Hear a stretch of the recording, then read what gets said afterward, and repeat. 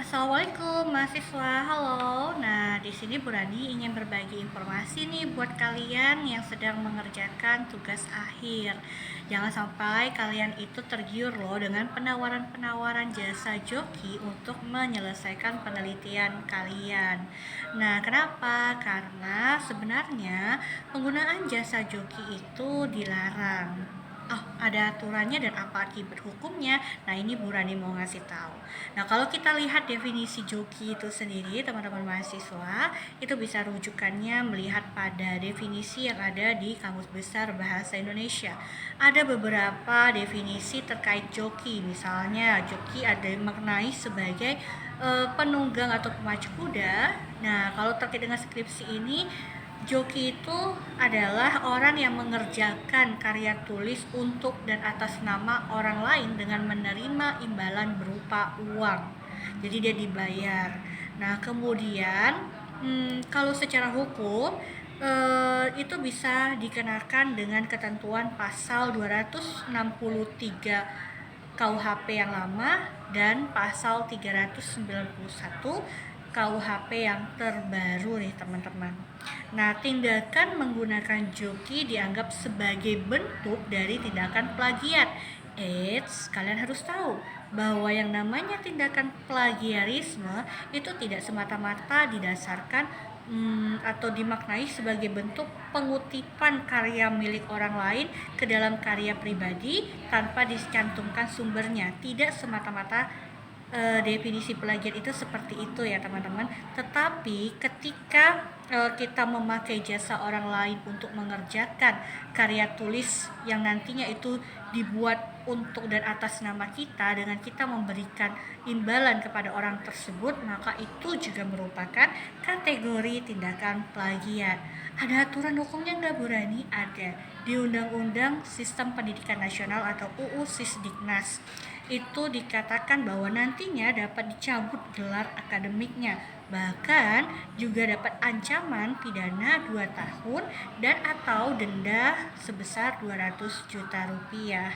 Nah, selain di Undang-Undang Sisdiknas mengenai joki ini juga larangannya itu juga ada diatur di dalam Peraturan Menteri Pendidikan Kebudayaan Ristek nomor 39 tahun 2021 nih teman-teman mahasiswa.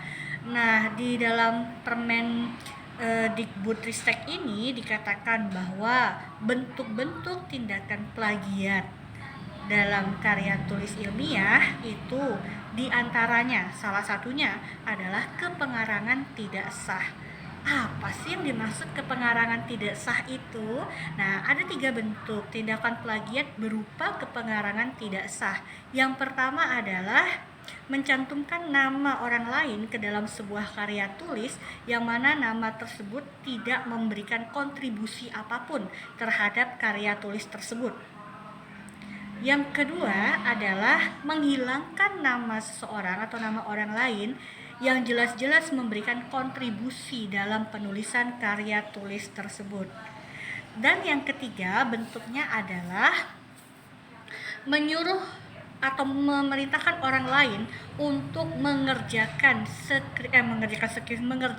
karya tulis sebagai atau untuk dan atas nama karya dirinya sendiri dengan memberikan sejumlah imbalan atau memberikan sejumlah uang kepada orang yang disuruh atau diperintah tersebut. Nah, inilah definisi atau bentuk tindakan plagiat berupa kepengarangan tidak sah dari tindakan joki mahasiswa. Lalu kemudian masih menurut peraturan Menteri Pendidikan Kebudayaan Ristek nomor 39 tahun 2021, apakah ada sanksi yang dapat diberikan bagi mereka yang menggunakan jasa joki? Nah, ada berupa sanksi administratif. Boleh dibacakan ya, karena ini ada beberapa bentuk sanksinya. Yang pertama adalah pengurangan nilai atas karya ilmiah. Yang kedua adalah penundaan pemberian sebagian hak mahasiswa. Yang ketiga, pembatalan pemberian sebagian hak mahasiswa. Yang keempat, pembatalan nilai. Yang kelima, pemberhentian diri sebagai status mahasiswa.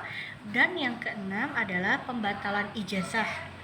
pembatalan sertifikat kompetensi sampai pembatalan sertifikat profesinya.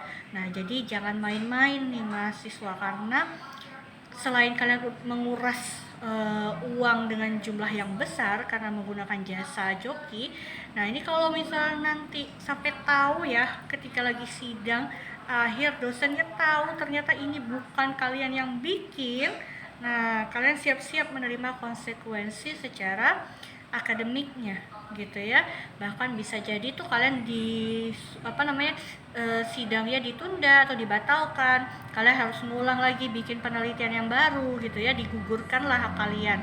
Lalu bisa jadi kalau sampai ketahuannya pas kalian udah lulus, ijazah kalian, gelar akademik kalian bisa dicabut. Nah itu hati-hati, lebih baik kalian tuh mengerjakan sendiri sesuai dengan kemampuan kalian. Toh kalian itu juga ada dosen pembimbing yang akan membantu kalian selama proses pengerjaan tugas akhir.